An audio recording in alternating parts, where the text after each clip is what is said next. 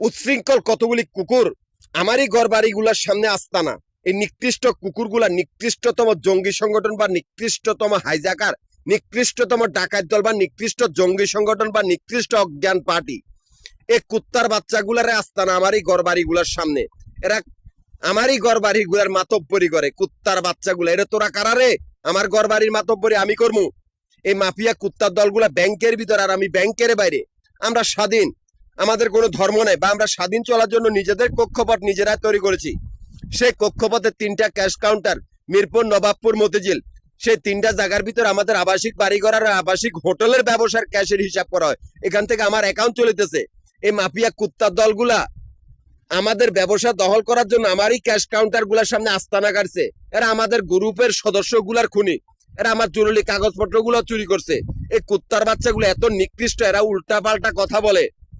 এই কুত্তার বাচ্চাগুলা স্বভাব চরিত্র কুকুরের মতো। এই নিকৃষ্ট কুকুরগুলা ব্যাংকের ভিতর, আমরা ব্যাংকের বাইরে। এই কুত্তাগুলারে শুকরের মতো বান্ধা হবে, শুকরের মতো বাইন্দা এদেরকে গলা কাটানি হবে, নয়তো কল্লা কাটা হবে।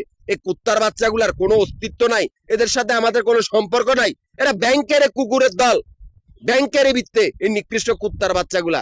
এই কুত্তাগুলার সর্দার আশিক চৌধুরী, যার আত্মীয় স্বজন সারা পৃথিবীর জঙ্গি সংগঠন বা সারা পৃথিবীর ডাকাত দল। এই আশিক চৌধুরী পূর্বশরীরা ডক্টর এখানে মা বাপের খুনি। এই আশিক চৌধুরীর এই আত্মীয় স্বজন গুলা আমারই ঘর বাড়িগুলার সামনে, আমারই ঘর বাড়িগুলা মিরপুর, নবাবপুর, মতিঝিল, এই 3টা জায়গা থেকে আমাদের ক্যাশ কাউন্টার থেকে অ্যাকাউন্ট চলিতেছে। অথচ এই মাফিয়া কুত্তার দলগুলা সেখানে আস্তানা, যারাদের মনের ভিতরে পায়খানার টাঙ্কি, যারা উল্টা পাল্টা কথা বলে, যারা কথা বললে দুর্গন্ধ আসে, কুত্তার বাচ্চাগুলোর আস্তানা। আমি এই পরিস্থিতিতে আর যাইতে পারিনি, আমি অসুস্থ হয়ে গেছি।